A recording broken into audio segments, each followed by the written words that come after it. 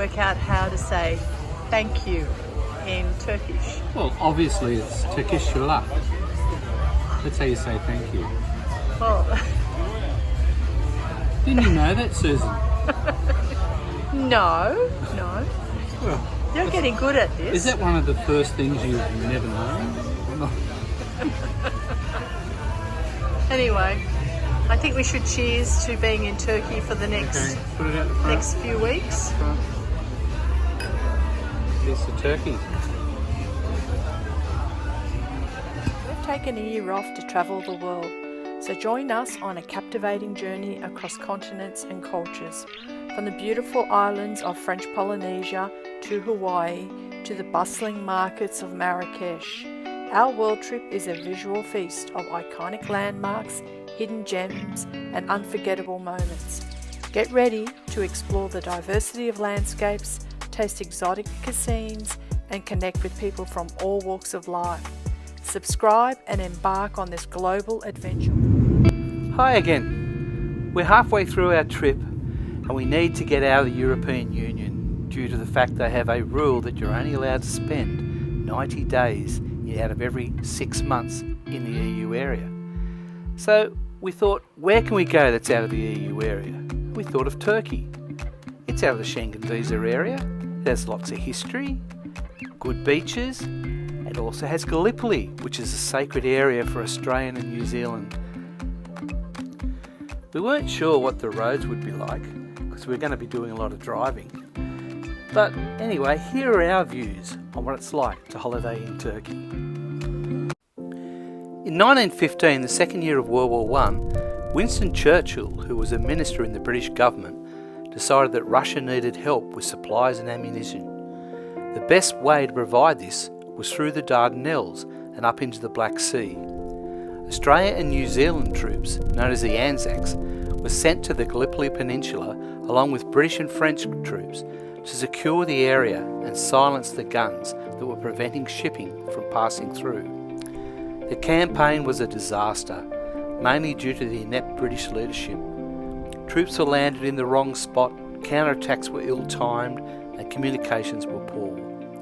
Despite this, Gallipoli will be remembered as the first time Australian troops fought in a major land battle in World War I.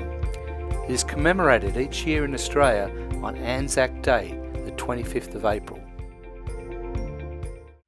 So we're at a place called the Neck, which was another famous battle during the Gallipoli campaign in 1915. This was where the Australians were down this side, the Turks were up this side, only about 50 metres away from each other, and 4 waves of the Australian light horse attacked across this very flat plateau, and they all got slaughtered, and was once again made famous in some of the movies that we've seen in Gallipoli. It's a really picturesque spot. You can see all the way down to Suvla Bay down that way where the British landed in August of 1915. But this is a very sombre place because there's a hell of a lot of the Australian light horse that died here.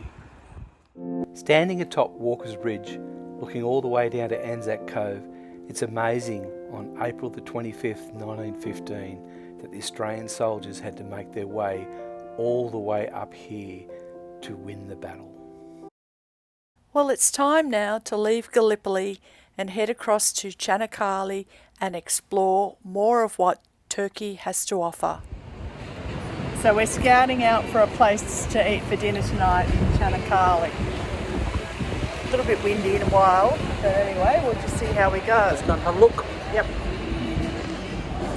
So we're in a place called Kofedi Yusuf, and it has a huge cookout area, and they have lots of servers that work here, and you have a menu that you can select all your food from. So we have selected something completely different to each other, and it'll be interesting to see what we get back. So what have you got over there? I've got a doner kebab that I'm going to make. Oh, do you think you could share one of those with me? No. Well, I have got this. The wrong I've choice. got chips. Let's see how we go. We found this fabulous hotel to stay at in Canakkale and we thoroughly enjoyed every single minute. Well, we're in Turkey and we're visiting the ancient city of Troy.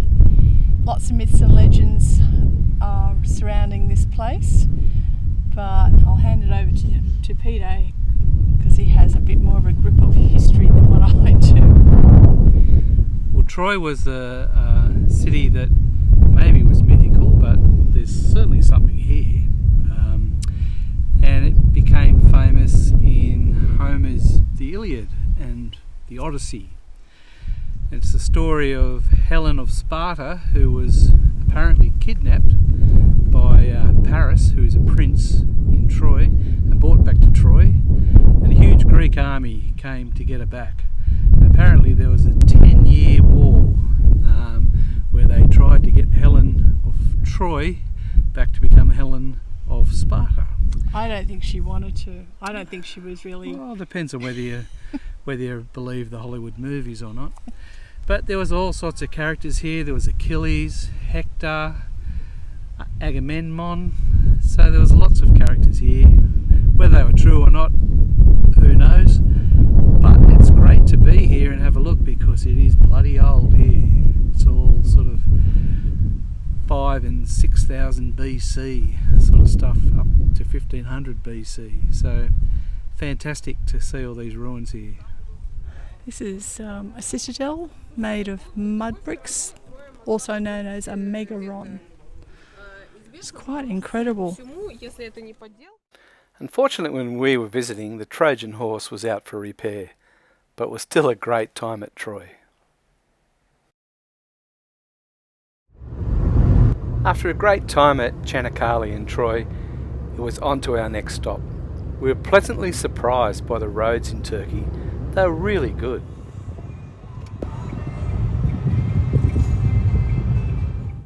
It was time for a little bit of beach time. Well, have you got anything to say about this place? Well, there's lots of boats. Oh, here's a catamaran on its way in. Oh yeah. Yeah. So we're in Turunk. I think that's how you pronounce it. Can't be too sure. Haven't heard otherwise. But this is where all the boats leave for the day tripping boats. We were on the beach for the day, and we heard all the doof doof music, and we thought, not for us, is it? No, there's lots of doof doof going on actually. Yeah.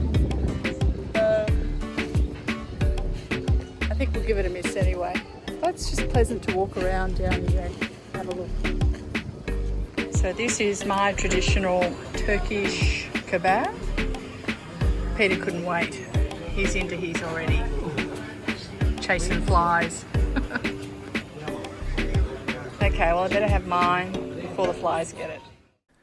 When you get into this part of Turkey, you're off the beaten track a little bit, and the roads start to get a bit windy and a bit narrow.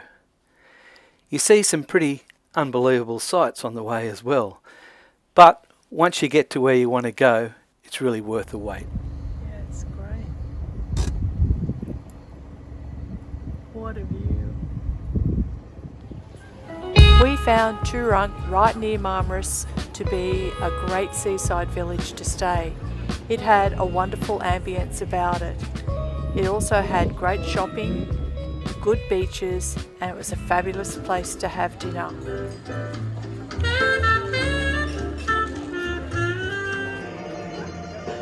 Are you drinking my beer? Is that my beer that you're drinking? Efforts. Yes. Well, you wouldn't order one for yourself, you keep drinking mine. I can't drink a whole bottle, I only can have a little sip. I can, but I won't be having the whole bottle because you've drunk half of it. So how far is it from here to Ankara? Why do you have to ask really hard questions? Alright. 900 kilometres. Wow. So where are we going next? Cappadocia. Oh no, we're going to another place in between called Ankara or something like that. Aksahiri. Yeah, okay. And then Cappadocia. Yeah. And then where after that? We're going to Ankara. Which is the capital of Turkey. And there are 56 million people who live in Turkey. And how many people live in Istanbul? 5 million. 15 million. Oh, 15. Close. We decided we'd visit the capital of Turkey, Ankara, because we had to drive back through there on our way back to Istanbul to fly out of Turkey. Ankara has got a population of about 5.5 million, about the same as Sydney. It's a real mixture of old and new. And there's a really good castle right in the middle of the city. It dates back to about the 8th or 9th century. It's a long way up the steps, but it was really worth it. Ankara and Turkey have been invaded by others, much like many other countries, such as the Romans and the Byzantines, so there's lots of history here. We went and visited a fantastic museum called the Museum of Anatolian Civilizations. The collections go right back to ancient times. We could have spent hours there. Just check out this beautiful jewellery. It's gold and it's from the 4th century. It's just beautiful craftsman. However, like everywhere in Turkey, once you get back in the car, the traffic was really bad.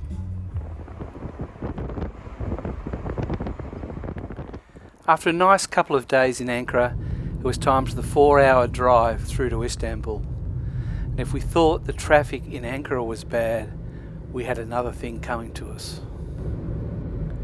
There's over 15 million people that live in Istanbul, and it felt like every single one of them had a car. No rules here, you make up your own. What's this guy gonna do? Is he gonna stop? Is he gonna go? Oh my god. So here we are in Istanbul. It's been a number of years since we've been here. And last time we were here we did all the typical tourist things like visiting the Blue Mosque and the Hagia Sophia Mosque as well. And today we're just doing one of those free walking tours, which I will add to the link below. It's been quite good. It's very, very busy today. It's a Saturday. And the weather is just absolutely beautiful to be walking around this great city. I would like to know where I am. Who are these people? Maybe some of you guys already have a lot of great knowledge about the Turkish history as well, but you're in Turkey, you're in Istanbul, not the capital town of the Turkey. This used to be the capital town of the Roman Empire, the Byzantine Empire, the capital town of the Ottoman Empire, the Empire of the Turks as well. Okay, so, but today, the capital town is Ankara.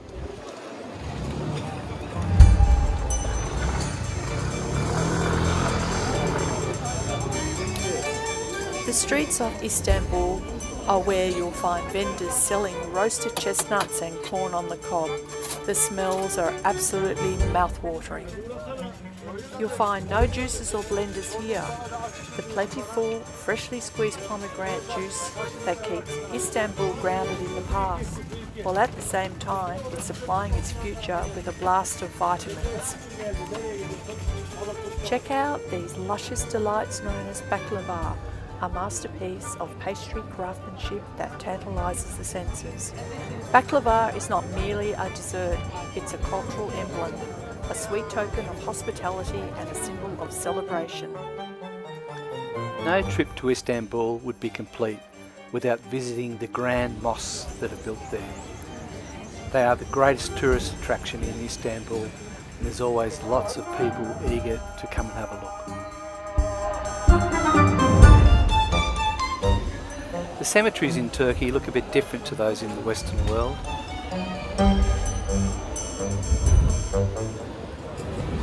So So this is a very, very important landmark where I'm standing here. It is the very end of the Silk Road from China.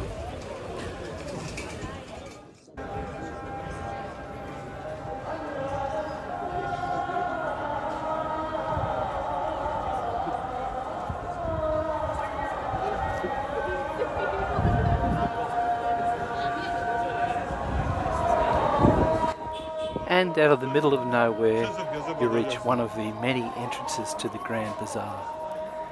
Coming to the Grand Bazaar is an experience in itself. You go inside and there's people everywhere, people trying to sell you lots of stuff. And it's odds on that you will meet some of the salespeople in there, which whatever country in the world you come from, they have a cousin or a relative there. And they'll try and strike up a conversation with you about their cousin and relative from the country you come from. Marmaris. What about now? We actually some nice carpets. No. We ship them. We're only very here for a very short time. Thank you so much. Thank you, bye.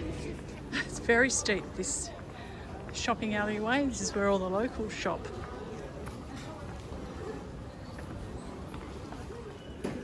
Scarves by the hundreds, thousands, maybe millions. They're everywhere. Bir dahaki sefir kadavira. It's time to farewell Istanbul and Turkey. It's been great, and we'll be back again sometime soon. We've got an incredible adventure lined up for you. We're taking you on a whirlwind tour of France, where we'll be exploring some of the most thrilling and picturesque experiences this beautiful country has to offer. First up, we're soaring to new heights of the mesmerising Puy de Dôme, known for its breathtaking views and exhilarating paraglider action.